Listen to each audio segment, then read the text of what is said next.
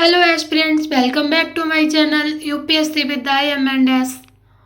हमने वो India geography के 2 लेक्चर कंप्लीट कर लिए हैं और आज हमारा तीसरा लेक्चर है और पहला टॉपिक है आज जलप्रपात। बहुत ही इंपॉर्टेंट है और इससे क्वेश्चंस आते ही हैं, एक दो तो आ ही जाते हैं। तो जलप्रपात देखते हैं और नदी राज्य कहाँ कहाँ पाए जाते हैं। तो जोग प्रपात बहुत बार आया है। तो जोग प्रपात शरावती नदी पर है और कर्नाटक राज्य में है। तो ये भी याद रखना है, राज्य भी, नदी भी और प्रपात का नाम भी। तो जोग जलप्रपात शरावती नदी पर है और कर्नाटक में है। शिव समुद्रम जलप्रपात कावेरी नदी पर है और ये भी कर्नाटक में ही है। हुंड्रू जलप्रपात सुवर्णरेखा नदी पर स्थित है और रांची में है। कपिल धारा जो नर्मदा नदी पर है, अनूपपुर में है, मध्य प्रदेश। तो कपिल धारा बस नर्मदा याद रखना और मध्य प्रदेश। धुआंधार जलप्रपात नर्मदा नदी पर ही है और मध्य प्रदेश में है। चित्रकूट जलप्रपात इंद्रावती नदी पर है और ये छत्तीसगढ़ में है। दूध सागर मांडवी नदी पर है, गोवा में। तो जोग, शिव समुद्रम, हुंड्रू, कपिलधारा, धुआंधार, चित्रकूट, दूध सागर, ये सारे ही बहुत इंपॉर्टेंट हैं। तो जोग प्रपात शरावती नदी कर्नाटक, शिव समुद्रम कावेरी नदी कर्नाटक, हुंड्रू सुवर्णरेखा नदी झारखंड, कपिलधारा नर्मदा नदी जो उत्तर मध्य प्रदेश और धुआंधार नर्मदा नदी मध्य प्रदेश, चित्रकूट इंद्रावती नदी छत्तीसगढ़, दूध सागर मांडवी नदी पर गोवा में। ये सारे छोड़ भी सकते हैं, ये तो नहीं पूछा गया है। तो बामबली महाराष्ट्र में है और मोदी नदी पर, तीरथगढ़ कांगेर नदी पर छत्तीसगढ़, अमृतधारा देवधारा तो ये हसदेव नदी पर छत्तीसगढ़। तो ये सारा तो नहीं पूछता है। भालकुंड राहतगढ़ बीना नदी पर मध्य प्रदेश। दुग्धधारा और कपिलधारा याद रखना, नर्मदा नदी पर मध्य प्रदेश, दुग्धधारा और कपिलधारा। डुडुमा याद रखना, मचकुंड नदी पर उड़ीसा। तो डुडुमा मचकुंड नदी उड़ीसा। गोका घाट प्रभा नदी कर्नाटक में। तो डुडुमा मचकुंड उड़ीसा, ये जल्दी में पूछा गया है तो याद रखना। झीलें देखते हैं और उन पर राज्य कहाँ कहाँ है। तो साला झील जो है वो अरुणाचल प्रदेश में है। तो साला झील अरुणाचल प्रदेश। बड़खल झील हरियाणा। कालीबेली तमिलनाडु में है। बेम्बाद अष्टमुडी केरल में है। चिल्का झील उड़ीसा उत्तरी सरकार पर है, उत्तरी सरकार तट पर। तो चिल्का झील उड़ीसा। बूलर या मानसबल ये जम्मू कश्मीर में है। तो बूलर झील जम्मू कश्मीर, चिल्का उड़ीसा, कालीबेली तमिलनाडु, बेमनाथ अष्टमुडी केरल, बड़खल हरियाणा और साला अरुणाचल प्रदेश में। कयाल केरल के लैगून है, इसको याद रखना।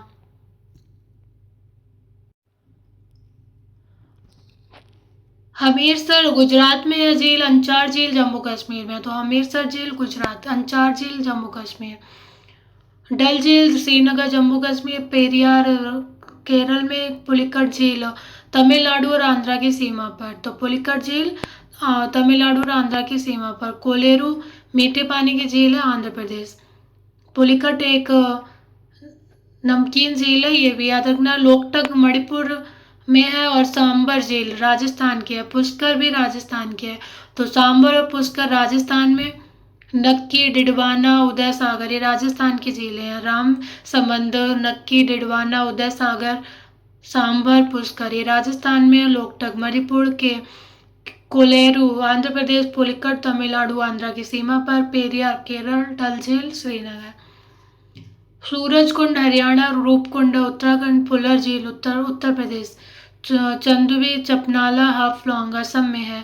तो फुलर झील याद रखना, उत्तर प्रदेश। रूपकुंड उत्तराखंड, सूरजकुंड हरियाणा। हुसैन सागर और उस्मान सागर ये हैदराबाद में है और तेलंगाना में। तो याद रखना, हुसैन सागर उस्मान सागर तेलंगाना की झीलें हैं और हैदराबाद में हैं दोनों। भारत के मानसून से 2-3 क्वेश्चन से बहुत रिपीट होते हैं, तो हम उतना ही करेंगे, पेपर पास में ही है।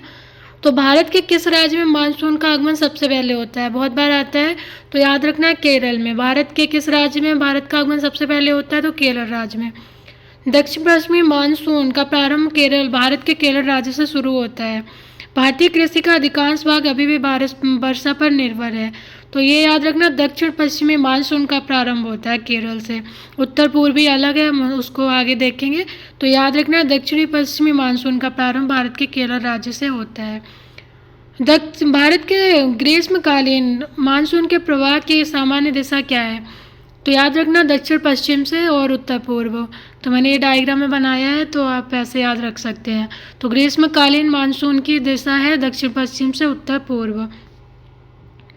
भारत में ग्रीष्मकालीन मानसून के प्रवाह की सामान्य दिशा दक्षिण पश्चिम से उत्तर पूर्व की होती है। शीतकाल में इसकी दिशा उत्तर पूर्व से दक्षिण पश्चिम होती है। तो ये भी याद रखना है कि शीतकाल में उत्तर पूर्व से दक्षिण पश्चिम होती है। भारत में अधिकांश वर्षा दक्षिणी पश्चिमी मानसून से प्राप्त होती है। तो ये भी याद रखना है। तमिलनाडु के मानसून के सामान्य महीने कौन से हैं? तो नवंबर और दिसंबर है।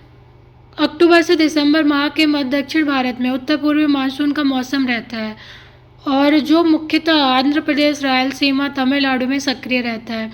तो जो शीतकालीन मानसून है वहाँ तमिलनाडु ज़्यादा सक्रिय होता है तमिलनाडु में। तो उत्तर पूर्वी मानसून का मौसम रहता है दक्षिण पश्चिम भारत में, दक्षिणी भारत में, और तमिलनाडु में सबसे अधिक रहता है, और नवंबर दिसंबर के महीने में। भारतीय मानसून मौसम विस्थापन से इंगित करता है, जिसका कारण है स्थल और समुद्र का विभेदी तापन। इतने ही आते हैं मानसून से, हमें ज़्यादा नहीं करना है, 2-4 ही क्वेश्चंस आते हैं। वर्षा को देखते हैं, वर्षा से आ जाते हैं क्वेश्चंस, तो हम इसको पढ़ लेते हैं एक बार। भारत में सामान्य रूप से जून से सितंबर तक वर्षा ऋतु होती है। जब संपूर्ण देश में दक्षिण पश्चिमी मानसून प्रभावी होता है, उस समय उत्तर पश्चिमी भारत में ग्रीष्मकाल में बना निम्न वायुदाब का क्षेत्र अधिक तीव्र एवं व्यवस्थित होता है। इस निम्न वायुदाब के कारण ही दक्षिण पश्चिमी व्यापारिक हवाएं, जो कि दक्षिणी गोलार्ध में मकर रेखा की ओर भूमध्य रेखा को पार करती हैं, भारत की ओर आकृष्ट हो जाती हैं तथा भारतीय प्रायद्वीप में से लेकर बंगाल की खाड़ी तथा अरब सागर तक प्रसारित हो जाती हैं। समुद्री भाग में आने के कारण आर्द्रता और परिपूर्ण ये पवनें अचानक भारतीय परिसंचरण से घिरकर 2 शाखाओं में विभाजित हो जाती हैं तथा प्रायद्वीप भारत की तेजी से आगे बढ़ती हैं। तो दक्षिणी पश्चिमी मानसूनी पवनें तथा जब स्थलीय भाग पर प्रवेश करती हैं तो प्रचंड गर्जन और तड़ित झंझावात के साथ तीव्र घनघोर बारिश करती हैं। तो दक्षिणी पश्चिमी मानसून से सबसे अधिक वर्षा प्राप्त होती है, ये याद रखना है। इस प्रकार पवनों के आगमन एवं उनसे होने वाली वर्षा को मानसून का फूटना या टूटना कहते हैं। इन पवनों की गति 30 किलोमीटर प्रति घंटे से अधिक होती है और ये 1 महीने के भीतर संपूर्ण देश में प्रभावी हो जाती हैं। तो इसको बस इतना पढ़ लेना, 1-2 बार क्वेश्चंस आएंगे तो समझ आ जाएंगे।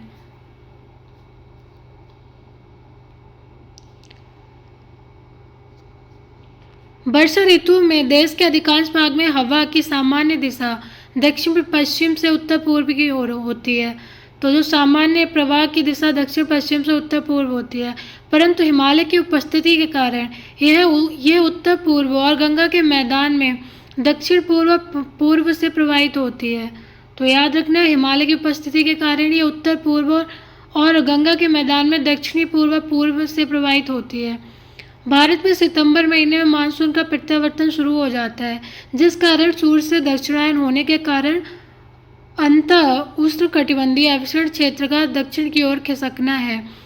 इस क्रम में उत्तर पूर्व भारत से चलने वाली मानसून बंगाल की खाड़ी से आर्द्रता ग्रहण कर तमिलनाडु विशेषतः चेन्नई में बारिश करती है।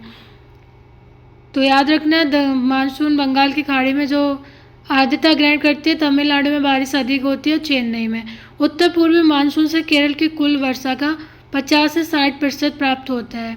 तो तमिलनाडु में शीतकाल में ही वर्षा अधिक होती है उत्तर पूर्वी मानसून के द्वारा। भारत में सर्वाधिक वर्षा वाले क्षेत्र पश्चिमी घाट, पूर्वी हिमालय और मेघालय हैं। तो याद रखना है, पश्चिमी घाट, पूर्वी हिमालय और मेघालय 250 सेंटीमीटर से अधिक वार्षिक वर्षा होती है। दक्षिणी पश्चिमी मानसून से इन क्षेत्रों में सर्वाधिक वर्षा होती है। माथेरान भारत में ही नहीं अपितु विश्व का सबसे अधिक वर्षा वाला स्थान है, तो उसको याद रखना है। भारत में सबसे कम वर्षा लेह में होती है, जो कि लद्दाख में है। आम्र वर्षा कर्नाटक और केरल से होने वाली मानसून पूर्व वर्षा फुहार है। तो आम्र वर्षा याद रखना केरल में होती है और फिर कर्नाटका में। तो ऑप्शन में केरल दिया रहेगा तो पहले उसको ही लगाना है। आम्र वर्षा केरल और कर्नाटका में। तो वर्षा के सिर्फ इतने क्वेश्चन याद रखने हैं। भारत के उत्तरी मैदान में शीत ऋतु में वर्षा होती है तो पश्चिमी विक्षोभों से। तो याद रखना है उत्तरी मैदानों में शीत ऋतु में वर्षा पश्चिम विक्षोभ से होती है। भारत के उत्तरी मैदानों में शीत ऋतु में होने वाली वर्षा पश्चिमी विक्षोभों द्वारा होती है। ये बाह्य उष्णकटिबंधीय गर्त होते हैं। इनकी उत्पत्ति मुख्यतः भूमध्य सागर और अटलांटिक महासागर में होती है, जहाँ से ये आर्द्रता भी ग्रहण करते हैं। उत्तर भारत में पश्चिमी विक्षोभ से होने वाली वर्षा गेहूं की कृषि के लिए अत्यधिक लाभकारी होती है। जो उत्तर भारत में पश्चिमी विक्षोभ से बारिश होती है गेहूं की कृषि के लिए लाभदायक होती है। तो ये भी याद रखना है। उत्तरी मैदानों में वर्षा पश्चिमी विक्षोभों द्वारा प्राप्त होती है शीत ऋतु में। तो यही क्वेश्चन आता है, ये लाइन एकदम रट लेनी है। भारत में शरतकालीन वर्षा के क्षेत्र हैं तो पंजाब और तमिलनाडु, दक्षिण में तमिलनाडु और उत्तर में पंजाब। भारत में शरद ऋतु काल अर्थात अक्टूबर नवंबर में लौटते मानसून, जिसे उत्तर पूर्वी मानसून कहते हैं, लौटते मानसून। तमिलनाडु तट पर 65 से 75 सेंटीमीटर तक वर्षा होती है, जो आंतरिक भागों की तरफ घटती जाती है। इसके अतिरिक्त उत्तर पश्चिमी भारत के कुछ भागों में भी पश्चिमी विक्षोभ से वर्षा होती है, जिसमें पंजाब सम्मिलित है। शरद काल में आंशिक रूप से दक्षिण पूर्वी कर्नाटक में भी वर्षा होती है। किस क्षेत्र में शीतकाल में वर्षा होती है? तो उत्तर पश्चिमी और दक्षिण पूर्व दोनों सही है ऑप्शन।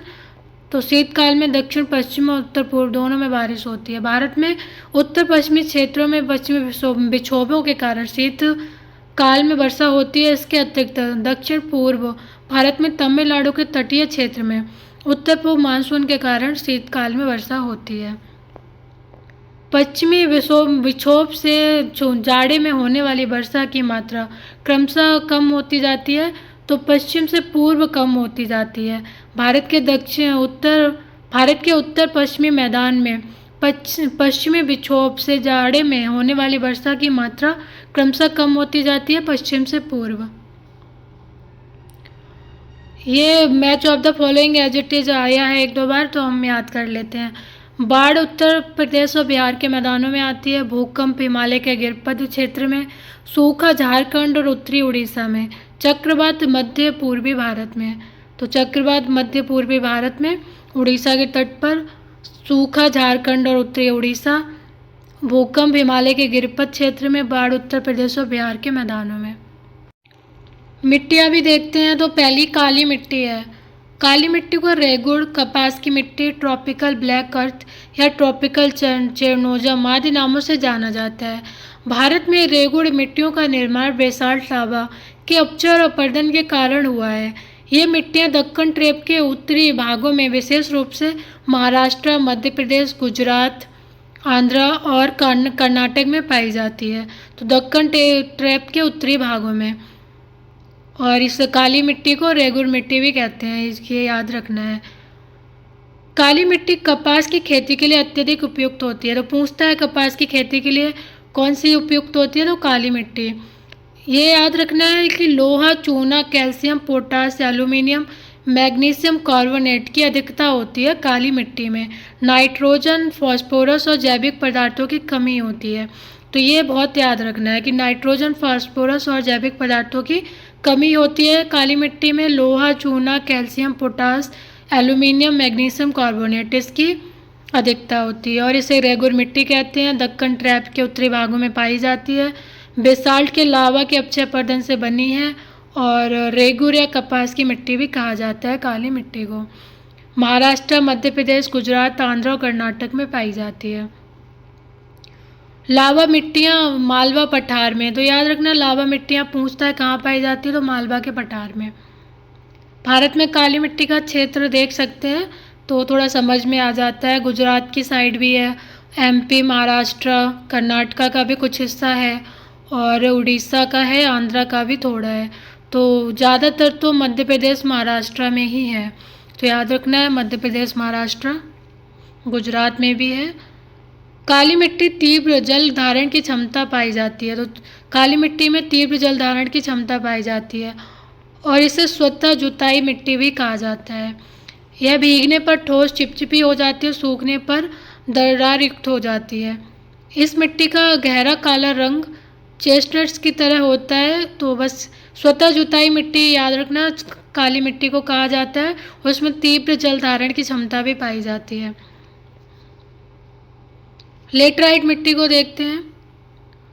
उष्णकटिबंधीय में भारी वर्षा के कारण होने वाली तीव्र विच्छालन क्रिया के परिणाम स्वरूप लेटराइट मिट्टी का निर्माण हुआ है। तो उष्णकटिबंधीय भारी बारिश के कारण होने वाली तीव्र विच्छालन की क्रिया के द्वारा प्राप्त होती है।